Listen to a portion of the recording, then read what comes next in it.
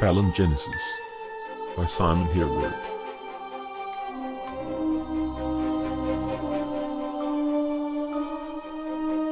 Book 2, Darkening Tide.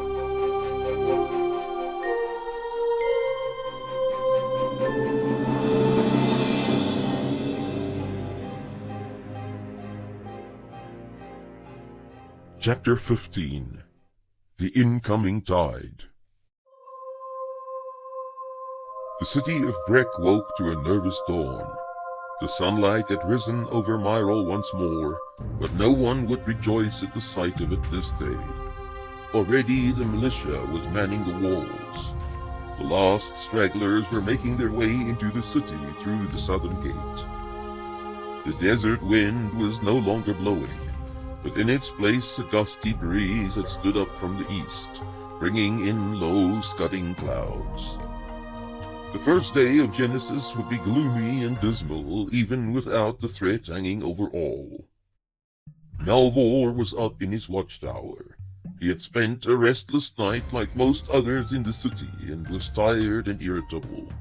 He watched the last few peasants pass through the gate. These fools should have been in last night already, but a shadow had fallen over all their livestock, making it almost impossible to drive them inside in the normal fashion. One had to drag or carry them one at a time, squealing or lowing into the newly made communal pens in the market squares. Everyone in the city knew by now that there was something terrible about to befall them. Even so, the city fathers had only given their permission for the removal of the structures closest to the wall the day before. It had not taken the frightened militia long to clear the hovels and flimsy houses out of the way. For once they had all worked with a will. A strange silence had settled over the people. Despite the din caused by the frantic animals, Breck had become eerily quiet. There was no traffic in the streets. Not a single vendor displayed his wares in the markets. Neighbors did not have a hearty greeting for one another. Instead, they merely exchanged furtive glances or a nervous nod of the head. Melvor had not told them what he knew. He did not consider there to be any purpose to it. He had prepared the defenses as best he could. Telling these frightened folk they were about to be overrun would only cause panic. Soon they would all be as helpless as those dumb brutes in the pens.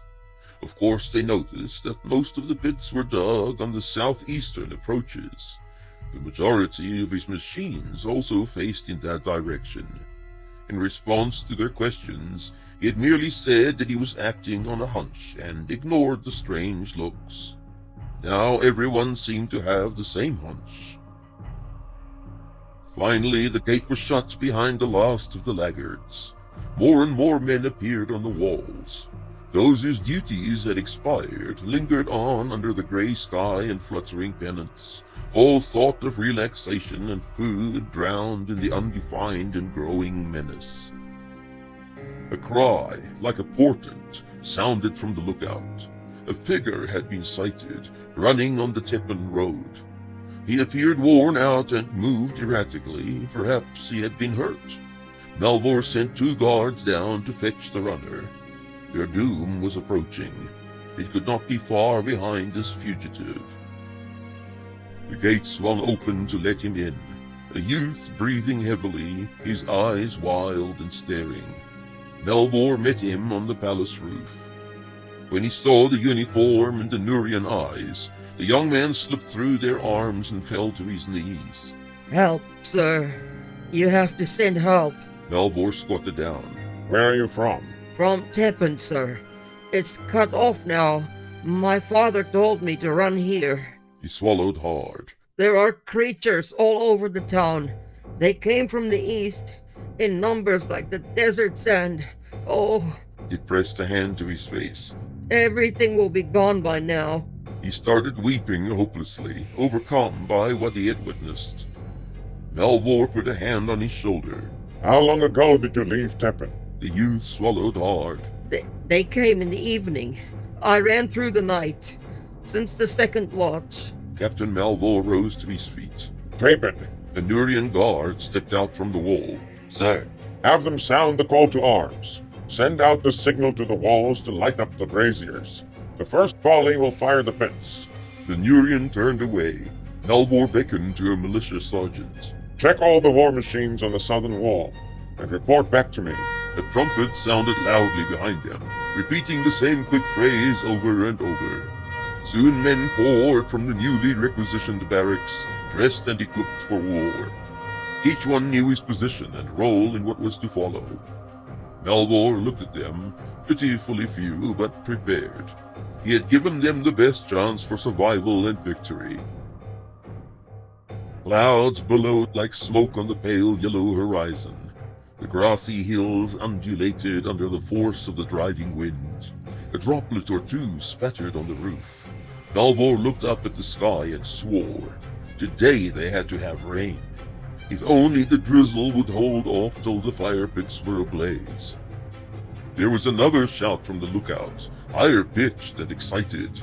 Soon all the men on the roof saw it too.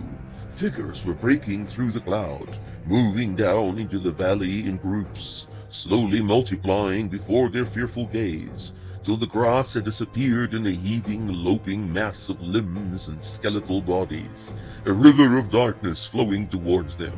sweet Imran's breath. All movement had ceased on the rooftop. All the eyes stared in shock, horror-struck. Below them, the men on the walls moved in consternation as they saw the first wave of creatures. A cry went up, at once of dismay and hopelessness. All the hills were moving, flowing down to the city wall.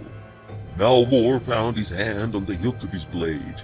It seemed such a futile and silly gesture that he almost laughed. In a few startling moments he had lost all the hard experience, the rigorous training, the steely resolve that had made him stand out above so many worthy ones to claim the captaincy of the royal guard. He struggled to remember the commands that should be given. There was a plan, but he could not see any more use for it. The black river bearing down on them seethed and roared without end. Fabian touched his elbow and pointed to the stairwell. The merchant, sir. Asar of Breck, spy and confidant to its captain, scurried up the last remaining steps. He nodded briefly to the Nurians and turned around to view the spectacle. Oh, the lords of Myro. He tugged at his little beard. The city had caught the fever by now. People were rushing through the streets, hearing the panicky reports from the walls. Already they were screaming as if the defenses had been breached.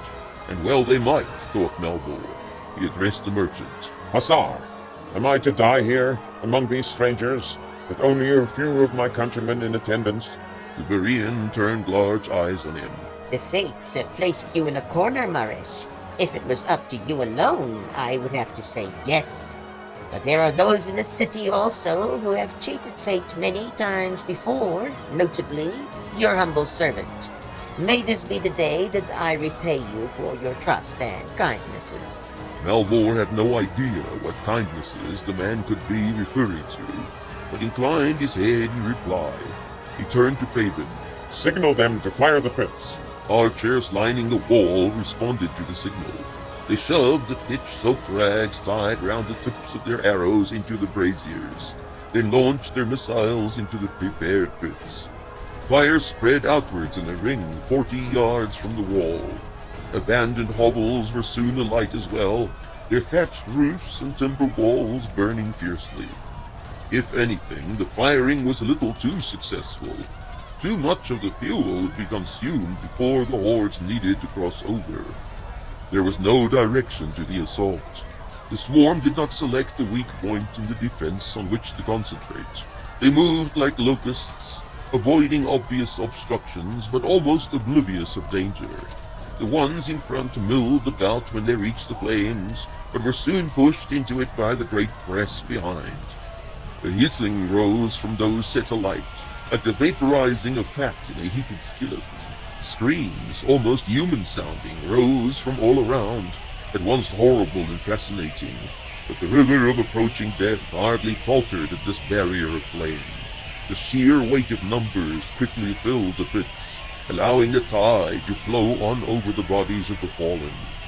The defenders on the walls immediately loosed their missiles into the hole. Catapults dropped larger stones at close range. The ballistae launched iron balls linked with chain, scythed through the rushing creatures. Hundreds fell and were crushed under the feet of the onrushing horde. Melvor watched with fascination as the waves struck his wall. There were no ladders, no equipment. These beasts did not need such declined defenses. It seemed that they nearly spilled over the wall, as if the momentum of their rush carried them. But they were climbing, claws like hooks, finding every crack with unbelievable agility, so they flung themselves snarling over the top. His archers had hardly launched 3 flights of arrows before they were engaged in an impossible hand-to-hand struggle. Asar was standing at his side, silently shaking his head. I did warn you, Marish, that you could not stop or even slow such a tide. Not while your king and his prince turn a deaf ear.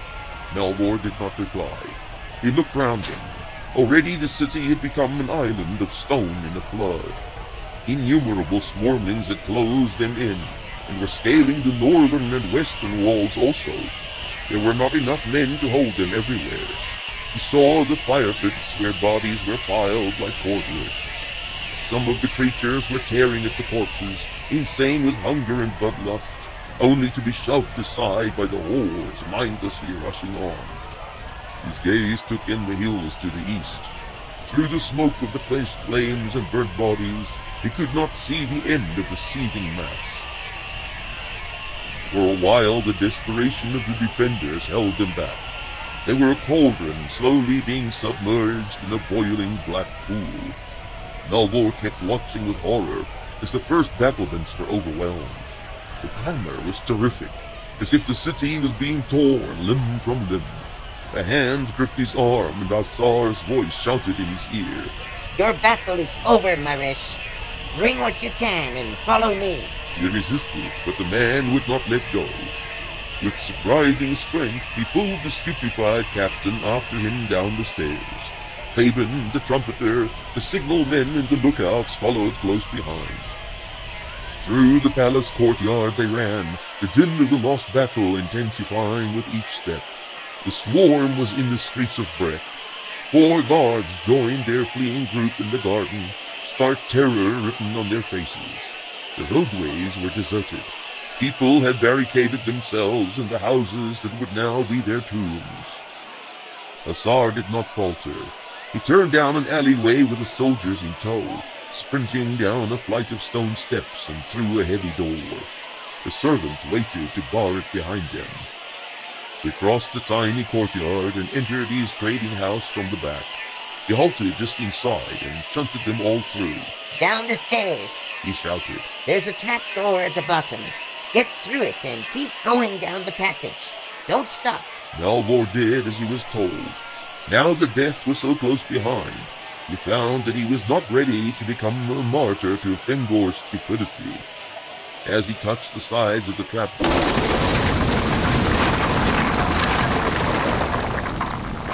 a tremendous crash resounded through the entire house. Asar appeared behind them, waving his arms. Hurry, hurry. The whole place is coming down on top of us. Melvor swung his legs over the edge and dropped to the ground below. He set off down a lamplit passage while dust sifted through from the floor above. What in the name of the great Lecher was Asar doing? More figures tumbled through the hatch, landing unceremoniously on the floor of the passage. Last of all came the servant who had locked the door behind them. Shortly after they all started down the passage behind Melvor, an ear-splitting crash erupted above them, dulled only by the fact that they were underground.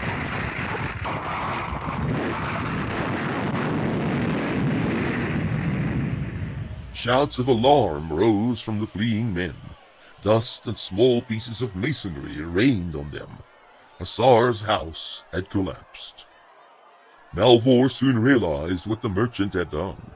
These tunnels led no doubt to the secret storerooms he kept for tax evasion and smuggling. Knowing full well that the city would be overrun, he had planned to hide here to escape the disaster. He would have brought down food and water, perhaps some of his choicest merchandise also, and the structure of the house above would have been weakened to the point of collapse. Some trigger, perhaps timed, had been activated as soon as the walls were scaled by the swarm. Now, unless they were able to dig through the rubble on top of the trapdoor, the creatures would pass them by. The tunnels sloped downwards, passing little enclaves where barrels and rolls of material were stored. The lamplight appeared ghostly through the thick dust, still floating in the air, so that one could hardly see 10 yards ahead. A doorway yawned in front of them. Melvor hurried through it and halted abruptly. The men behind almost ran into him. One by one they stopped to stare. Asar arrived, working his way around them. They were in a large room, packed with people of all descriptions and ages.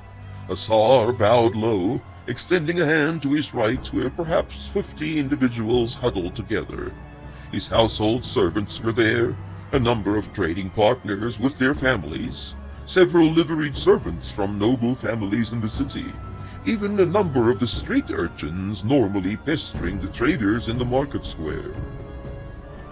Their savior and benefactor smiled broadly and said, "My most esteemed associates in the former city of Breck." He turned towards the newcomers and extended his left hand as if to introduce them. "Associates, meet Captain Melvor, commander of the former garrison, and other refugees." Both parties stared at him disbelievingly. Perhaps the shock of recent events and the loss of his house had addled the mind of the old fellow. He took evident pleasure in their bewilderment. "We will have to remain here for a while, but I have provided for our every comfort. There are supplies sufficient for our number for at least 20 days. An air inlet has been dug to the surface over a mile away. He pointed as if they would be able to see it. We have a concealed exit waiting, out of reach of these brutes. We can wait out the storm down here."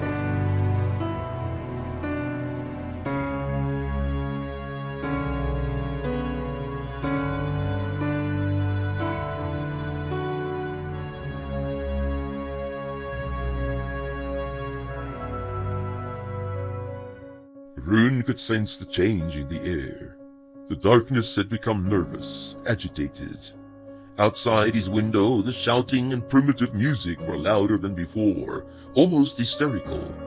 Even the intoxicated disciples of the Shadow could feel the approaching of the dawn. His head was clear for the first time since he had arrived in Malik's southern outpost. There was nothing he wanted here, nothing that could even dull the empty ache inside him. He had been a fool to think there could have been. Someone tried the doorknob from outside. When it did not give, there was an attempt to insert a key. He smiled. His key was still in the lock on the inside, twisted so that it could not be freed without considerable effort. A pause. The person had to have realized this. There was a soft knock on the door. Rune ignored it on purpose.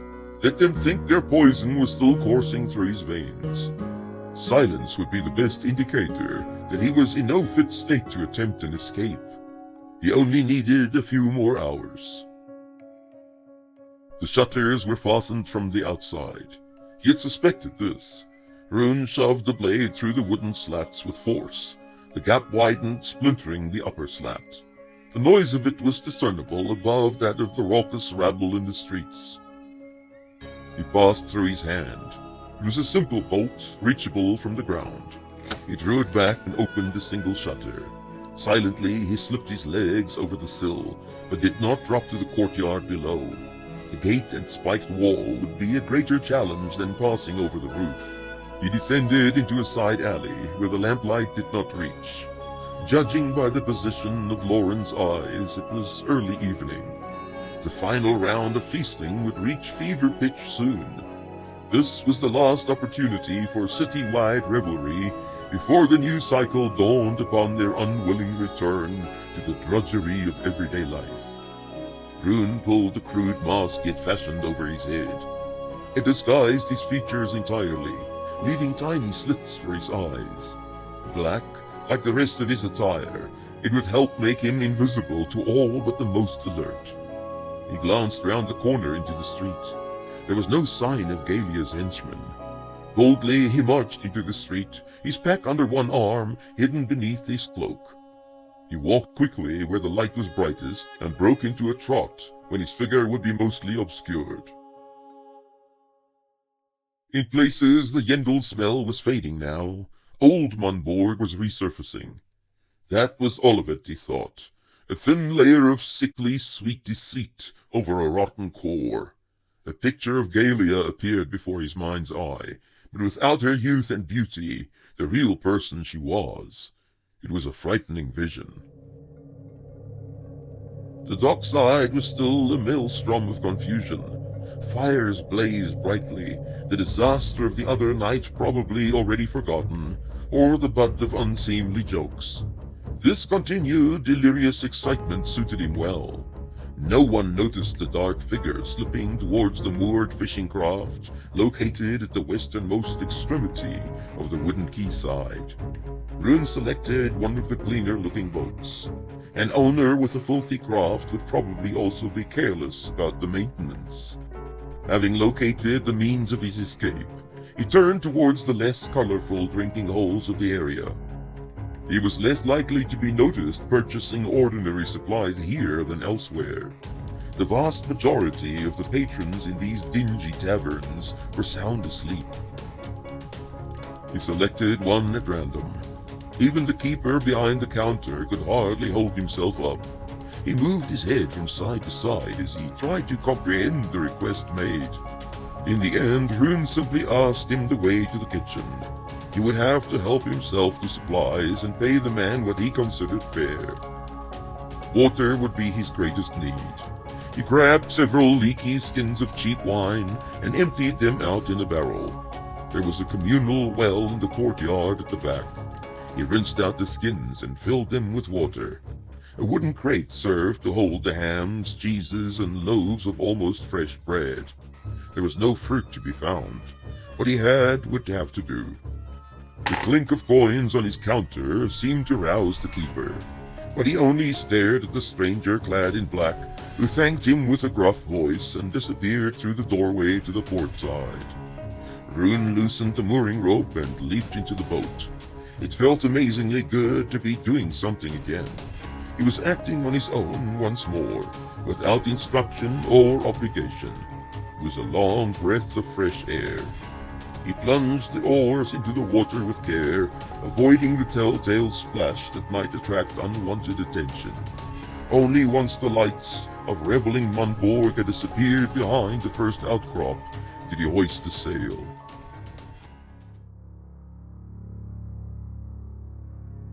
Malik Yulian removed the silly mask and flung it onto the table. He had not been able to shake the surge of irritation that had assailed him since the temple episode in Goramul. Small frustrations he could cope with. Inevitably, there would be minor setbacks along the way. Things would never go as well as one had planned them to. This was to be expected. It was his personal struggle that left him with such disdainful musings. And he was ultimately to blame. Working for so long and so hard to reach a place where he would be unassailable, he had been careless in the extreme to allow that flagrant mistake in the hills. The curse of it pursued him now. He could feel its effects. Perhaps the Viran prince would give him the advantage once more. Galia entered, looking ravishing as she curtsied in her flowing gown of velvet green. He let his eyes linger on her exposed bosom. He had forgotten the appeal of Munborg at the festival. She felt his gaze on her, but gave no sign of her pleasure. Contentment pulsed through her. Galia of Munborg craved nothing as much as power, and here it was in front of her to be worshipped without reserve. Welcome, my lord. I trust you had a pleasant journey. Malik's voice was indifferent. As well as may be. I'm here for what you promised, Galia. I intend to spend the night here and depart with first light. We are honored, Lord Horan. Malik snapped his fingers. 3 tall guards removed their masks also and stepped forward. The goods? A touch of irritation had crept into the master's voice. Galia motioned to a servant. Go and fetch him. She laughed scornfully. The drunken sot is sleeping it off in his room. They waited in the salon, the landlady self-assured and sprightly, filling in her lord concerning the movements of Karth's agents in the city. The exile had seemingly fallen out with his new master, and his companions had returned to wherever they had come from in low spirits. Evidently, their mission in Munborg had failed. Malik listened with half an ear. It could not really bother him what Karth's men had been able to discover in his city. The time for secrets and deceit was over. The old man could do little with mere information now. The sounds of a commotion towards the rear of the inn interrupted them. Galia suddenly looked concerned. Malik smiled reassuringly. He won't slip away from my men. They have seen the likes of him before. A servant belonging to the inn rushed into the room. He was red in the face and breathing quickly. My lady, the Nurian is not in his room. The door was locked from the inside. We had to force it. It appears he has escaped through the window. Galia had grown cold at his first words. She scarcely comprehended the rest. Not daring to look at her master, she jumped up, shouting. Search the street outside. He cannot be far in the condition he's in. But she knew already that there was nothing wrong with his condition, and that he had to be far already. If only there was a way she could disappear entirely, without having to face the next few moments. Malik did not even pay her the compliment of being surprised. He had a cynical smile on his face. The 3 guards he had sent to fetch the Nurian entered. One of them actually laughed. Another raised his brows and merely said, Munborg. as if that explained the entire matter sufficiently. There stood their hostess, completely at a loss. Had she gained a little color? Malik put a hand to his mouth and coughed lightly. My dear Galia, you mentioned something about refreshments. She could hear their sniggering, even when she was halfway down the hall to the kitchen. Of all the mortifying moments in her life, this had to rank with the worst. Yet she was grateful. An ill-tempered master might very easily have been severe. Malik was not known for his tolerance of mistakes, and this had been no ordinary mishap. Galia did not show her face again while he was there. She would hate to remind him of the blunder every time he saw her. In the early morning she had the entire staff turn out to wish her master well. A servant informed him that she was indisposed, at which there was more laughter from the arrogant men accompanying him. It was only when he was well on his way again that she remembered the potentially important news regarding the boy they had taken and sent to Lakeside. Malik was in surprisingly high spirits. Munborg had been a source of entertainment as usual, even if it had not been in the way he had imagined. It was a small matter in the end. Yes, the exile was a dangerous man, and they had lost him, but he was lost to the scheming Kale as well. He hardly had time to concern himself with any single person right then. His triumph was about to unfold. At Nun Merrick, awaiting his arrival, the instrument of his vengeance had already assembled. Marching forth in the wake of the swarm would go such a force as had never been equaled in all the long ages of Myril. He would hold the reins of this terrible host till the moment when the last of the Viran were in sight.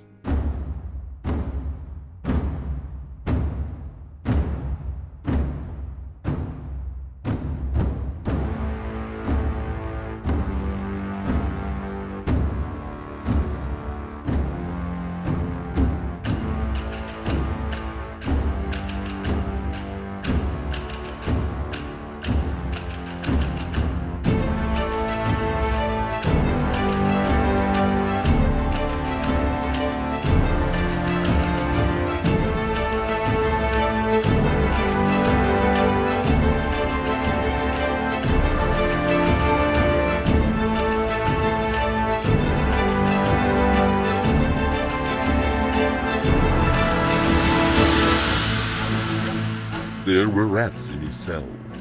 They passed through the floor grills, ran down the furrow, peeping out from time to time, sniffing the air for clues. Gareth wondered if they would bother coming if they knew how hungry he was, and how little there was to eat in this place. But then they might simply be keeping an eye on him. Many a prisoner had to have become rat food in the dungeons of Lakeside.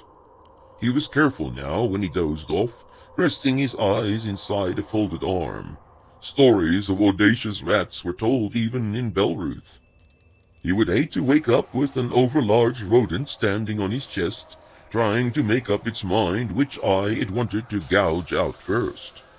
It was a tremendous relief not to have his wrists chained to the rings in the wall. It was almost worth it wearing the pain-inducing collar. He could imagine what horror it must have been for those unfortunates, unable to ward the rats from their bodies. Gareth could also move freely about the cell. This helped in keeping the circulation going and combating the perpetual cold.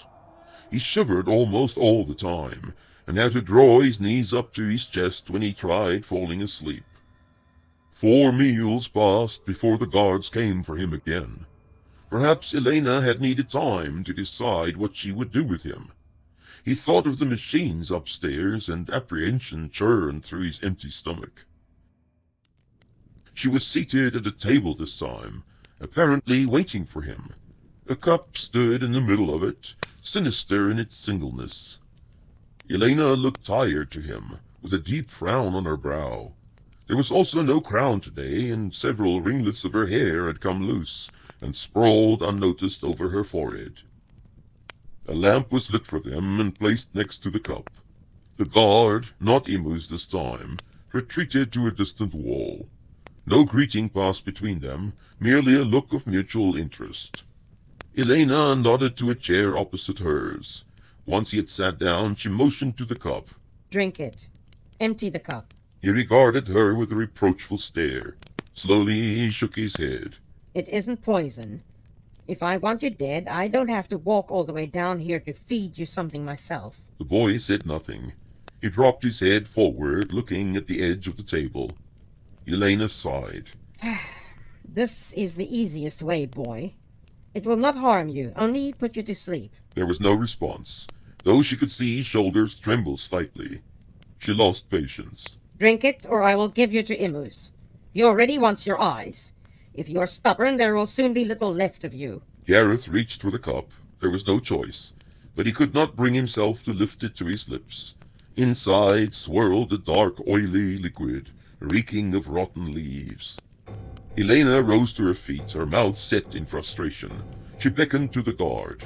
Imus appeared out of nowhere, grabbed him behind his head, and lifted him from the chair.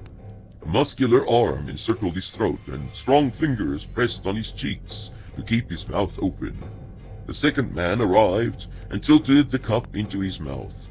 When it was empty, they placed a hand over his lips to keep him from spitting it out. They thrust him into the chair again and retired. He passed a sleeve over his lips. The taste was not as bad as he had imagined, but he knew that the brew was now doing all kinds of evil inside him. Elena sat down again. She moved the lamp and the empty cup to the side. Look at me. Her voice was a little strange. The glow of the lamp made her outline seem soft and undefined. He blinked rapidly. I want to know the exact day you arrived on Heron Inrath, and how you came to be there in the first place. He wanted to tell her, even though his tongue seemed a little too heavy to move properly. He smiled. It would be funny if he sounded a little intoxicated. It was not as though he had the habit of indulging in strong drink. Her voice came again, a little distant, but wearing him down. Heron Inrath. When did you arrive there? He would have to say something, or she would be angry. He did not want to make her angry. In the fall, I fell off. Gray clouds swirled about him. A dull ache had started in his head, and his arms would not move. Was that the water of the Witch Sea lapping round Ephraim's boat? The cold was worse than he remembered, inside him as well as outside. A terrible sickness made him curl up, clutching his stomach. Was he lying down? Someone touched him, but he could not see anything except the grey mist. Voices floated towards him from the fog. It was too strong. He's a child. It was a woman's voice, concerned. At last he found his own. A single word tore from him upwards against the well of rotten water. Mother? Hands lifted him from the floor. They were so strong, and he could not struggle, till the queasy dark engulfed him, and he slipped away again. There were others about. Somehow he sensed it. Could they not help him? He was on his hands and knees, retching, choking, drowning in the black oil. He wanted to call out, but it was rushing into his mouth and onto the floor, heaving, convulsing, till his ribs hurt and his throat felt raw. Someone lifted him. There was cool water and a rag wiping his face. Gareth opened his eyes. Not to cause himself pain, he drew shallow breaths through his open mouth. The overpowering nausea had abated. The woman's voice spoke again, hard and cold. He was amazed that he could have mistaken it for that of his mother. Take him back to the cell. He's useless right now. I will speak to him this evening. Imus carried him all the way down. They left him some water and the rag they had used to wipe his face. Gareth curled up to sleep, all thoughts of food and rats gone from his mind. He drifted off almost immediately. When they shook him awake again, he felt strange and empty, as if the whole cup episode had been a dream. His legs were weak, and he was drenched with cold sweat, but he could think clearly, and the sickness was only a bad memory. He wanted to drink the water they had left him earlier, but the men would not let him. Each one grabbed an arm and half-carried him from the cell. Elena was seated at the same table as before. A different cup was perched on it, but this time a large bowl had been added as well. He could smell the warm stew almost as soon as he entered the chamber. She looked up as he approached. The frown of earlier was still there. He knew better than to believe it was so prominent out of concern for his welfare. Yet Elena did feel a twinge of pity at the sight of him. The boy was pale and haggard-looking, regarding her with eyes like a caged animal. What she would not do for Malik's cause. Sit down. She tried to make her voice a little friendlier. I have not come to harm you. He obeyed automatically and lowered himself onto the chair, dropping his gaze as soon as he was seated. It was a mistake earlier today. We were not trying to hurt you. Elena did not know why she was trying to explain this to the child. He nodded, staring at his hands. She shoved the bowl towards him. Eat something. You must be starving. He looked up at this, that silent accusation in his eyes. I want to talk to you. There is nothing wrong with the food. Still, there was no audible answer, only a mute shaking of the head. He knew what was hidden in the appetizing meal, or the cup of honey-sweet liquor. His eyes never left hers. She looked away in frustration, angry at the lack of resolution still prevalent in her disposition. She had shaped a son into a weapon of spite, had seen him perish for her cause, and Malik's, had wrenched from her heart the love of a mother. Now she was unable to steel her resolve for what had to be done. If you don't want it, She shrugged. tell me of the old man. And don't you dare faint on me this time. You will regret it if you do. He spoke at last, a little hoarsely. What must I say? Tell me what he's going to do. And do not say you are not aware of it. I can sense his taint all over you. I don't know his plans. Except he will not let your husband... He will not let Lord Malik destroy all of Veer's children. He would die first. Elena shook her head. The fool. He has not changed at all. I think he has changed. He's not Kale anymore. You know he is the summoner. And you associate with him. But I forget. You never saw the carnage he caused to those he meant to save. He was the summoner. I know it was wrong what he did, and he knows it too. Tell me, you who know so much, in what way is he different? Gareth fell silent for a few moments. He bit his upper lip in concentration.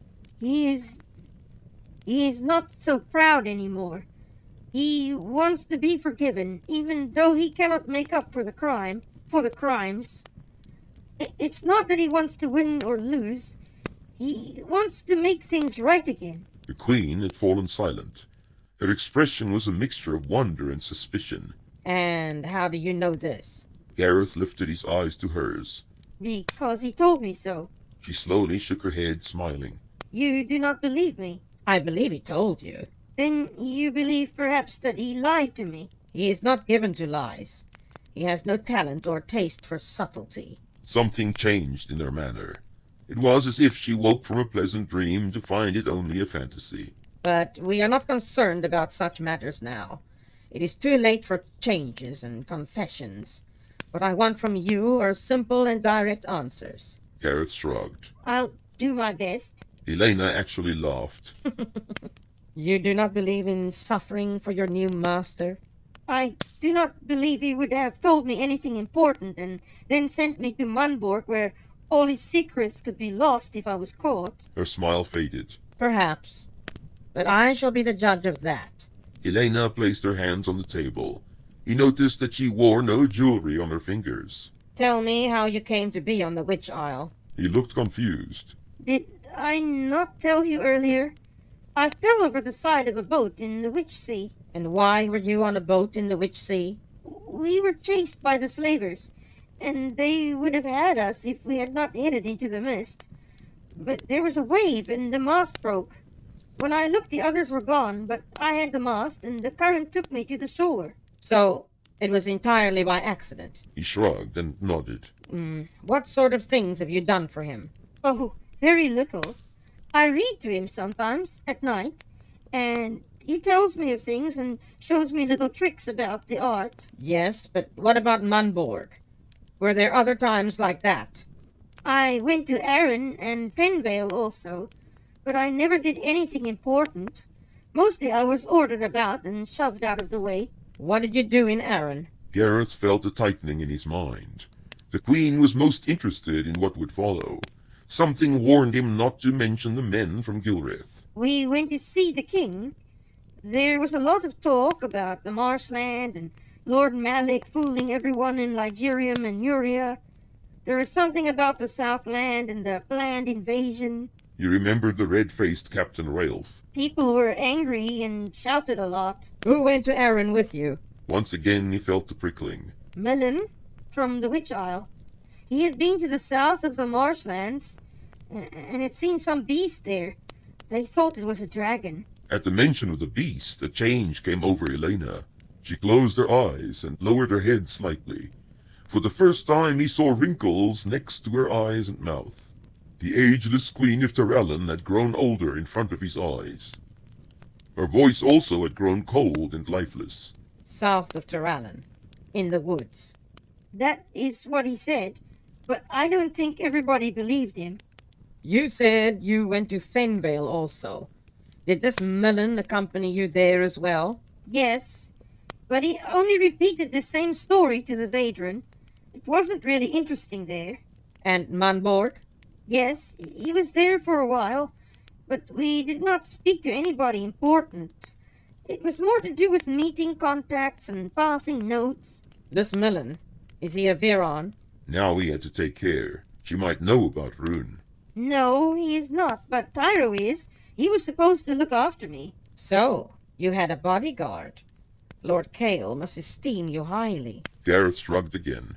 Not so highly that he would not let me be caught. Elena gave him a wan smile. True. She beckoned to the guards. Enough for one day.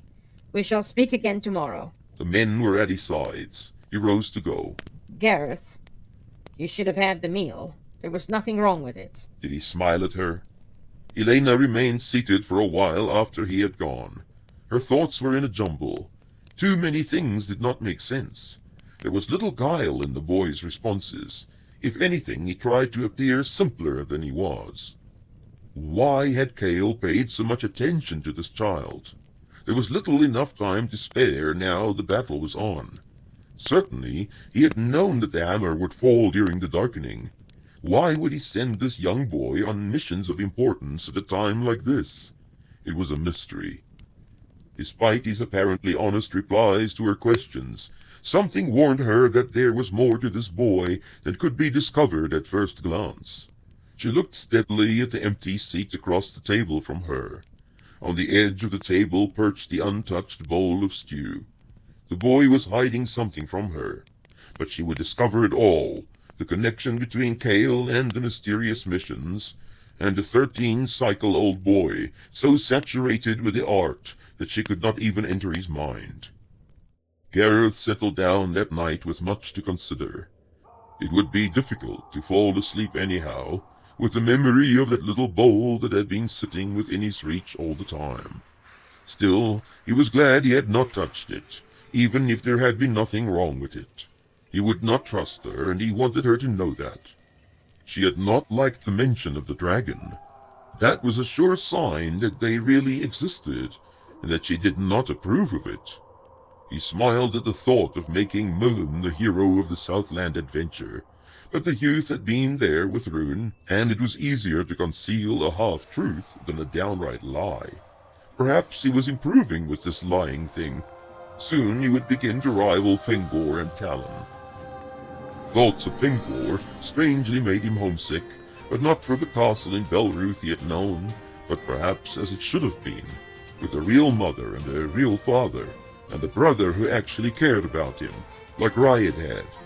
And there would be warm fires and stories during the long rhyme-song evenings, and the river for suntide fishing, or better still, the inland sea off Ingerval and the Azareth coast. The only kings and queens would be the ones in the books on his shelf, no, in his library, just a small place with a little garden close to the water, and the blackberries ripening in the fall, the kind of place he would never see again. In the morning his gruel arrived as before.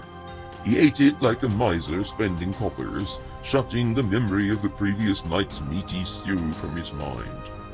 She was Malik's queen. How could she be attached to something so evil? How far could someone be driven when they were hurt and rejected? He wanted to see her again. Still, he knew he could be no comfort to her. Like his mother, he reminded her of too many sad things. Moreover, she had that drawn aspect of someone who had considered doing herself harm. He wondered who had been the cause of this. Was it one of her two sons? Perhaps, as with his mother, it was many things thrown together, becoming unbearable in the end. And again, he could only stand by and watch. Give me your hand. He hesitated, thinking of the toilet bucket in his cell, the oily water he had vomited onto the floor. It's not clean. Just give it to me. She was annoyed again. Or better, lean forward. He felt her cold fingers on his temples. Involuntarily he shuddered. Close your eyes and do not resist me. The vision broke with little pulses of pain through his abdomen and lower limbs. It was not like Veer's, but clear and potent nonetheless. A cry, high-pitched and forlorn, like the keening of a lost soul, arose from the creature's throat. Gareth thought it would go on forever, jarring his nerves with its alien sound, echoing cravings at once foreign and frightening. At last it dropped off to a whistling breath. The mouth closed, hiding the row of sharp fangs from view. The spindly body moved forward again, trotting in an awkward yet agile fashion, the piercing deformity it carried instead of a left arm held stiffly at its side. Above the city he held his breath, at the destruction evident everywhere. He did not know the place, nor did he want to see the digging hordes, sniffing at the rubble and the broken houses, to find the last morsel hiding there. Even the roofs of the buildings had been torn apart and smashed. Gangs of creatures trampled through a large garden and up a flight of stone steps, like an ocean tide, inevitable, irresistible. Around the walls the sea raged without end. Already the restless mass was moving on, towards the north and the west, following their instinct, the demand to feed or die. He wanted no more of it, but she held him, and so did a morbid fascination with the swathe of destruction they were cutting through the countryside. Far below, the rivers of Ligurium sparkled in the evening sun. The towns here would suffer the same fate, washed away by the dark tide of Malik's hate. The armies were taken by surprise. From one hour to the next turned from enemies to allies once more. The commanders were dismayed, without counsel for such unimaginable events. There was no formation, no tactics they had been taught to counter the flood. Men stopped to stare in horror, holding their weapons as if they had lost all faith in them. And there was the king, the Nurian king and his faithful advisers. And how they stared, how they shrank away before the realization that they were utterly lost. They could not escape. He did not hate them now. He was indifferent to their fate, the frightened old men who had built a terrible tomb for themselves. The tearing death they had planned for him had turned to find them here, on the outskirts of Store, and for them there was no cause to bring comfort in the hour of violent death. No sacrifice to buy another day for those they had been meant to protect, only the certain knowledge of absolute defeat. He heard the death cry. He could feel no pity. He was dead to them, and they to him. Elena misunderstood his brooding silence after. How could she know the lingering pain of such a complete betrayal? Even in her suffering and rejection there had been no deceit, no promise of love sold for a phantom gain, as if it were a trinket to be bartered for. But she knew the emptiness of it, the long losing battle against hate, the terrible yearning to be saved from it. And now she spoke of such small things as victory and defeat. The poor woman no longer knew what it was to hope. Do you think I show you something that is not so? You are gifted. I know you can tell whether these things will happen or not. He shrugged. It will probably happen. Probably. Some of it has already happened. That swarm cannot be stopped, and Kale will fall beneath it when he tries to interfere. His island is already under siege. War and defeat are upon him. He cannot escape it. There is no reason for you to try and protect him. Garrett sat sullenly, keeping his thoughts to himself. Let me see for myself what he has told you, what his plans are. When I touch you again, don't resist me. He shook his head, holding back sudden tears. Elena's voice was soft and kind, as if this mighty queen was pleading with him. There will be no room for Kale in Malik's world. He will be destroyed as certainly as the king of Nuria. And I pray he will not return to renew the unequal struggle. Let it be over now. Let it end this time. Show me what you know. A change came over the child. A shuddering sigh escaped him, his eyes fixed on the place beyond her. Slowly, tonelessly, words came from his mouth. Oddly, she was not sure whether he spoke them or not, but they were clear to her understanding, clear and absolute. And what will you be in this world? A trophy for his hall, with no more merit or devotion than his favorite hunting dog. In your garden you will be more alone than you have ever been.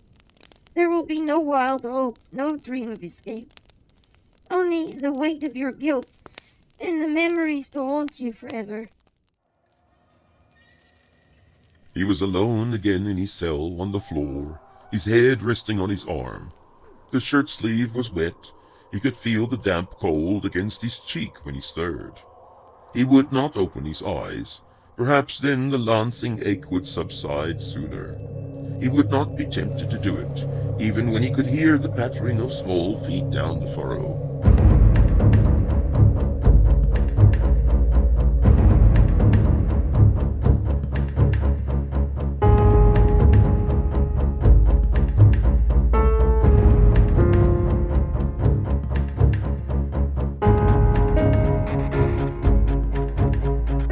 Far above them, the sounds of carnage raged on.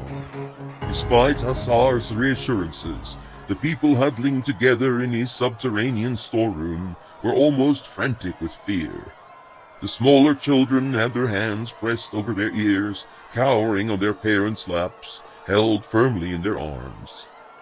The whole gathering seemed to start when there was a particularly loud scream. Before long, a woman started weeping, setting off a chorus of wailing from the young.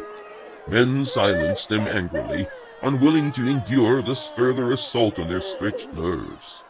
A few stifled sobs remained.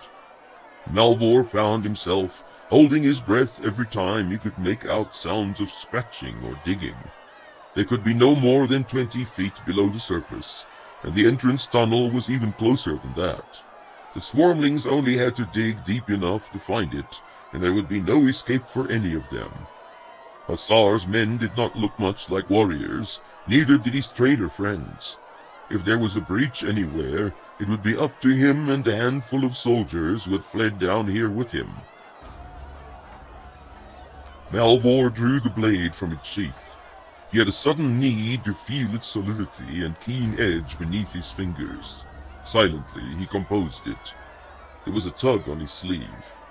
A dirty little face peered at him. The eyes seemed large as soup bowls. It was one of the street urchins, a little girl by the look of her, but he could not be sure.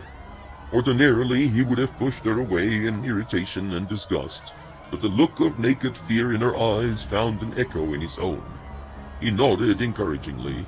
She beckoned to him with a dirty little finger. He leaned forward to hear her whispered request. Captain, sir, will you keep the nasties away from us? Behind her, he noticed the anxious faces of 2 boys, also of the street variety, evidently too intimidated by his reputation and appearance to ask of themselves.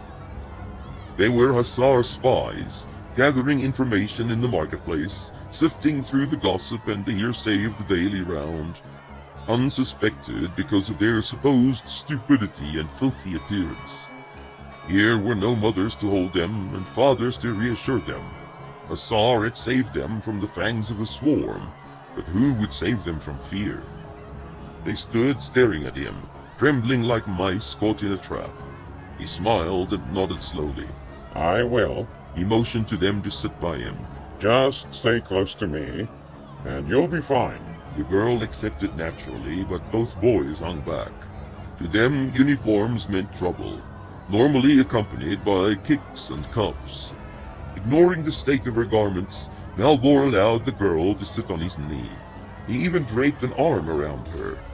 This made an impression, and the boys sidled up to him shyly. It was oddly comforting to win their trust so easily. Of course, they were beyond desperate to give it. A cry sounded from overhead, long and drawn, followed by piercing screams. The children covered their heads and cowered.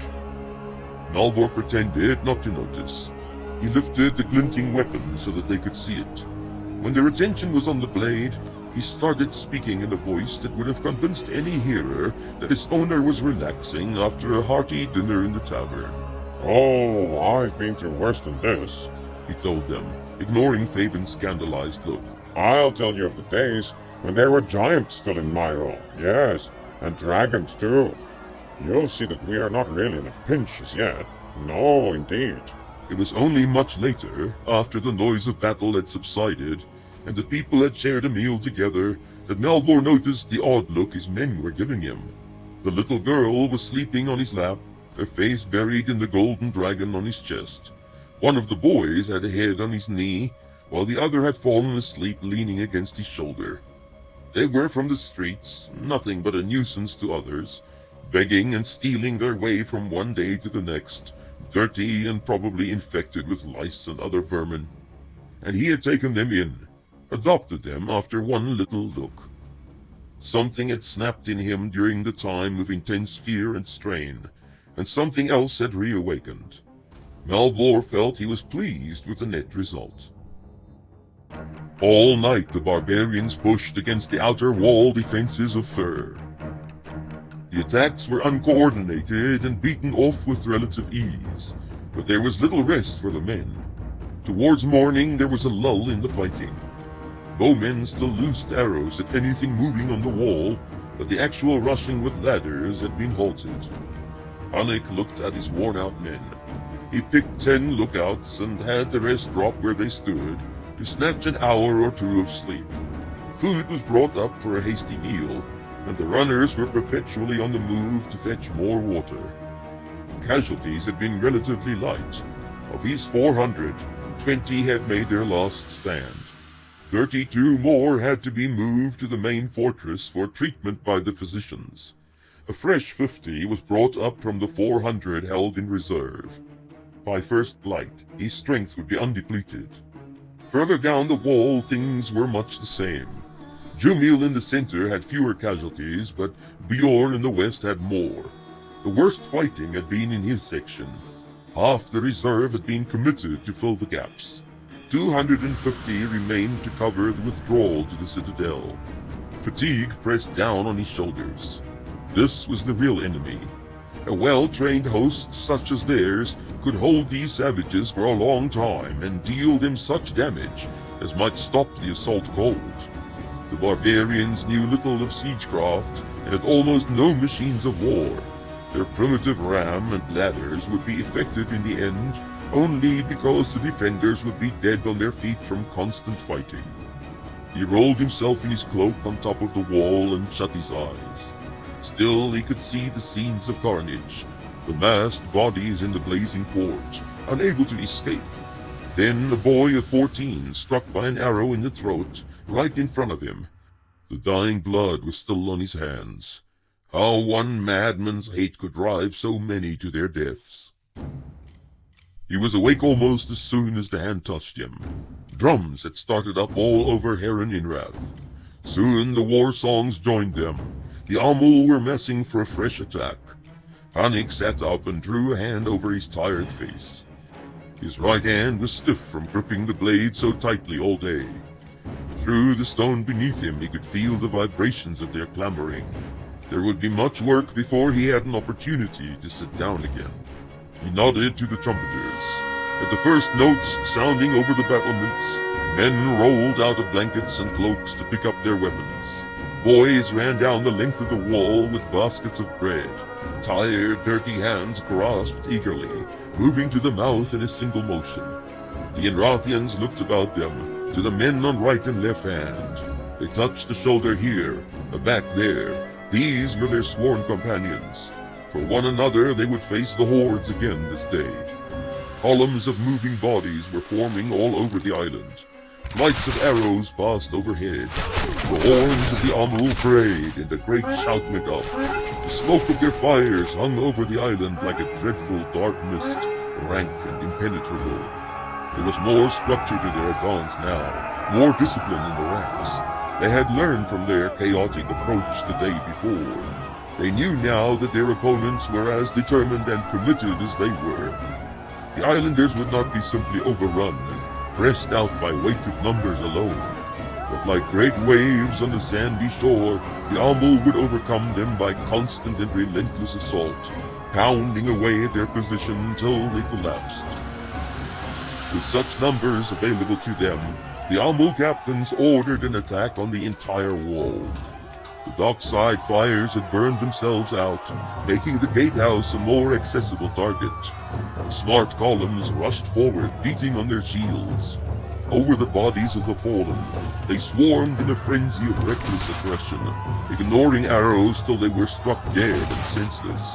The bloody game was on again. Bamboo mats now protected the warriors manning the ram. The mats had been soaked in water to keep them from being set alight, but soon they burned anyway, riddled by dozens of arrows.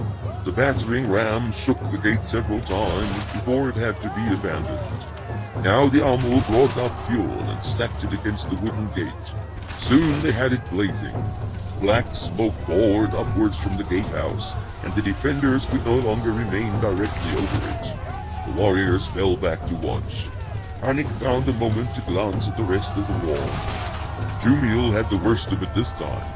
The Amul had rushed in tree trunks, felled the night before, to build a rough ramp for their attackers. It was a risky and unstable affair, but put pressure on the defenders early on. Once again, Hanik had to send 100 of his soldiers down in support. All Jumil's men were already engaged in a fatiguing melee with the Amul. By mid-morning, the situation had grown desperate. There were more barbarians than Enrathians struggling on the midsection of the wall. Try as they might, Jumil's worn-out men could not clear the battlements anymore. Hanik beckoned to his sergeant. I am going down to Jumil. If I fall or the wall is breached, give the command to fall back. The man nodded and backed away. Hanik lifted his blade to shoulder height. It caught the sunlight, reflecting it from face to face, till the bright cerulean fire sprang from it. His tired mind almost dropped the note of its song, fluttering helplessly between the sounding and its result. But in the end it came clear, gripping his chest in familiar, fierce delight. He gave himself to it, to the fires of the final burning, the spark of completion. He moved forward at pace, without losing himself in a headlong rush, towards the thick of things, where the men seemed hardest pressed. An arrow clipped his helm, but he did not notice it. Power played about him like birds in a field of Genesis, and the quick darting thrusts cleared a path for him to where Jumiel stood at bay, bleeding from several wounds, his breath coming in short gasps. The fire of his blade dulled and faint. Anik swept the blade about him, releasing the fierce light in a scything of death. 5 Amul fell, 10. There was a pause, a wavering, wonder at this demon caused among them. The press moved them forward again, into the ring of destruction. The bodies piled up about him. His men took heart, taking up their battle cry once more. And they broke, the men of the Southland jungles, before the Viran with his impossible strength, and the sudden welling of courage among the defenders. Many simply leaped from the wall to death or mutilation below, away from the scorching anger of a god and the searing touch of his blade. The men of Heron Inrath held the wall again, but their victory was short-lived. Anik dropped down on a knee next to the body of Jumiel. They stared at each other. Both knew they were utterly spent. Another rush would carry the defenses. Anik looked for the sergeants. Take him to the citadel. Willing hands lifted the hurt man. Trumpeter! A man rushed forward. Anik glanced at his section of the wall. The enemy was in the gatehouse, working with thick branches to lift the heavy portcullis. There was nothing left of the gate itself. Sound the withdrawal! The call reached above the noise of battle, was taken up by the trumpeters up and down the wall.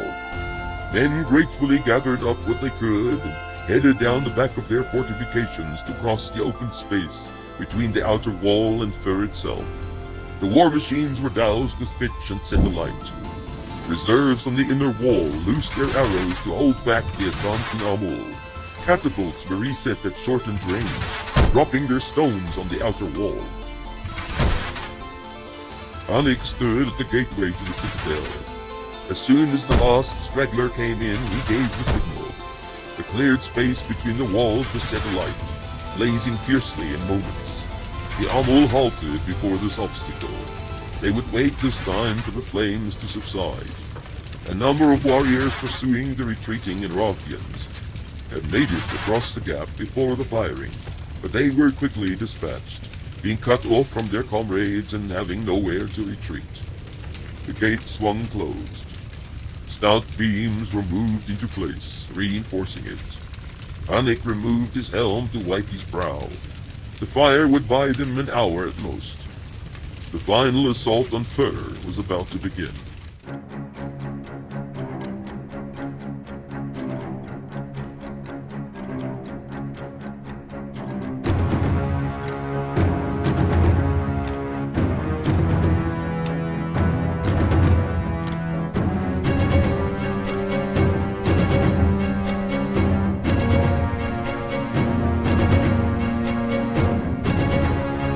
Signal had been seen.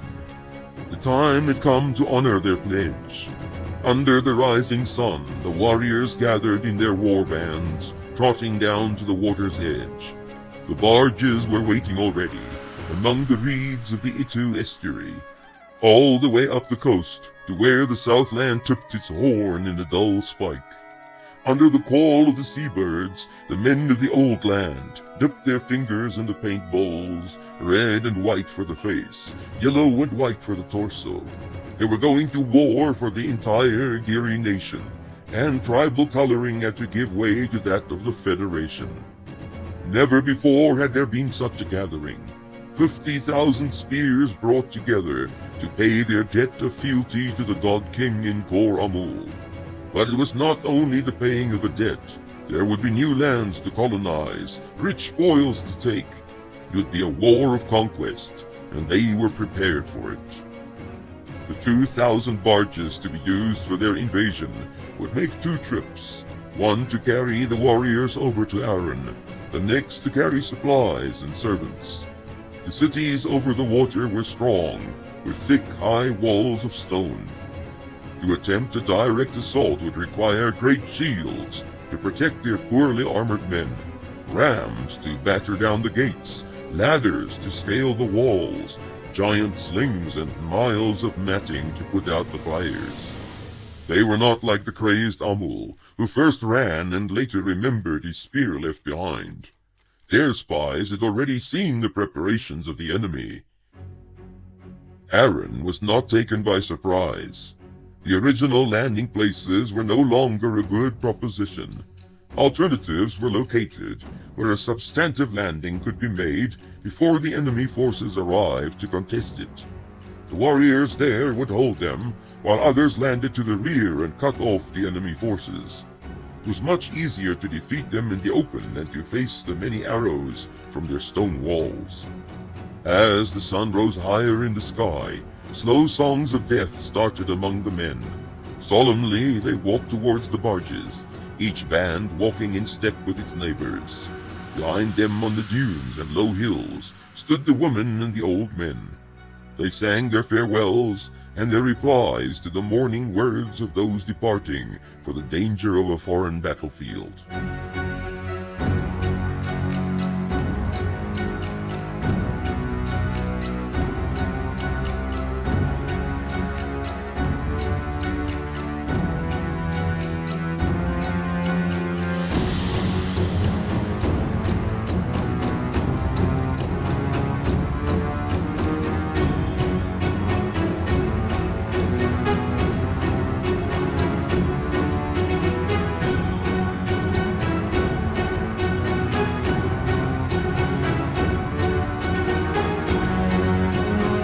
Ranald of Arran stood on an outcrop overlooking the deserted town of Sunderland. Not even a stray dog moved in the streets below them. All the people of the coast and inland hamlets of the south had been evacuated during the Darkening. There was not a soul to be found from Arran Rock all the way to Ambervent in the West March. Even Rawle, a sizable town with a strong wall, had been deserted. It had been an operation equal in size to the mustering of all the fighting men in Arran. Anxiously he scanned the horizon, like he and his scouts had done since the lifting of the darkness. A great pile of timber lay ready to be lit as a signal for the first sighting of the enemy fleet. Up and down the coast for 50 miles, such lookout posts had been established. He could not allow his token force to be trapped here in the south. They and their commander would be sorely needed when the time of crisis came. A light westerly breeze was stirring, not that it mattered much. The enemy craft were propelled by paddles and not sails.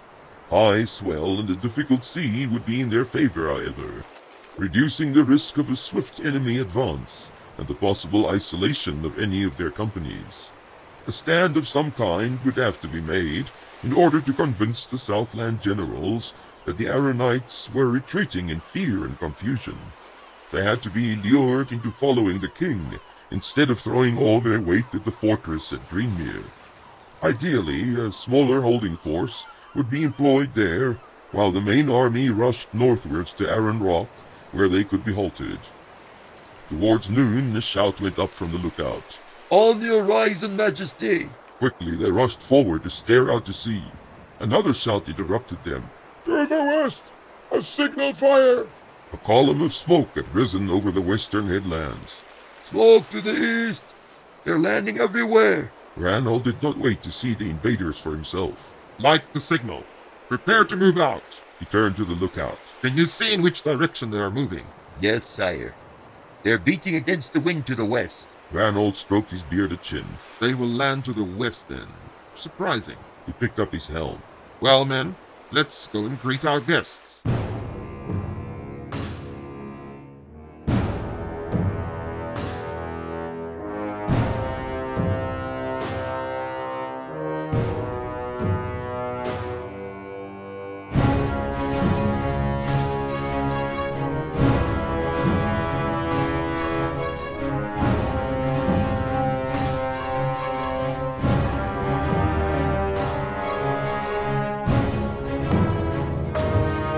fishing boats slipped into Arran Town during the night. The quayside was deserted. Not a rowboat remained in the port. The Daystar did not make for its normal moorings either. The young captain steered his boat all the way to where the waves washed over the high tide, landing on the rock itself. He lingered a moment to signal with his lantern before closing in.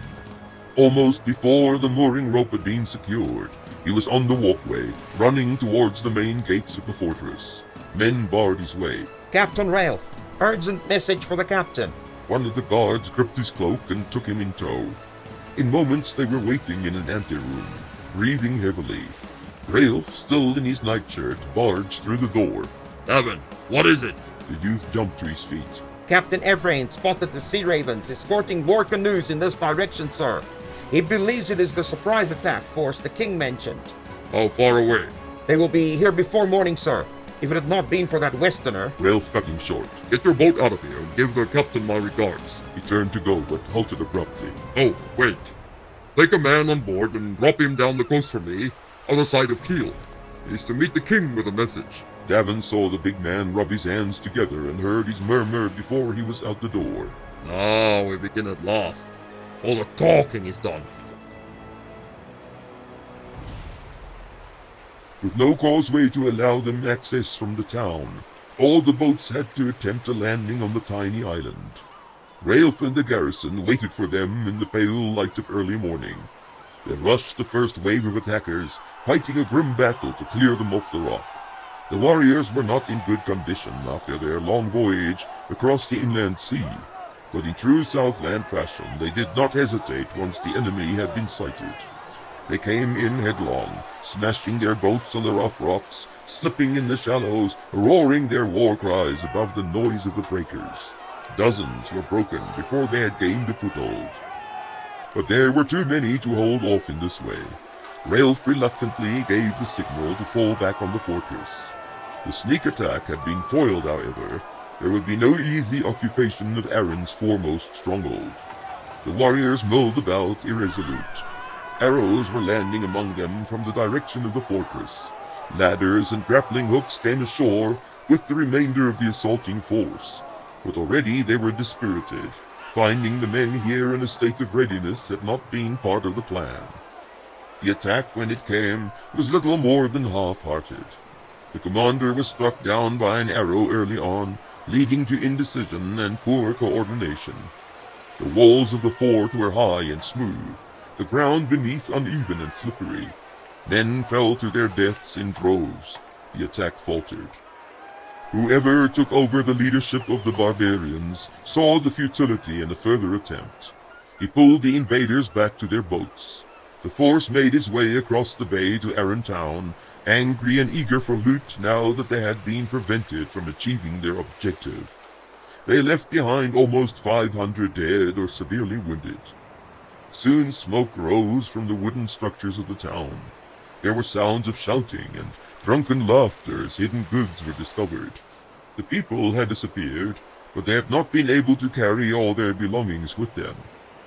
From the walls of Arran Rock, the defenders kept an eye on them. There was not much they could do except watch. Ralph shook his fist at the plundering barbarians, but he would not risk his 500 against a force 3 times their number. At least now he had tasted a little of the action. With Evrain's apparent success in the conflict at sea, it had been difficult sitting here, waiting for an invasion that might not materialize. Especially when prisoners started coming in, sea ravens and barbarians captured with their vessels. He had paced up and down like a caged bear. Now he was assured that all these opportunities would also come his way.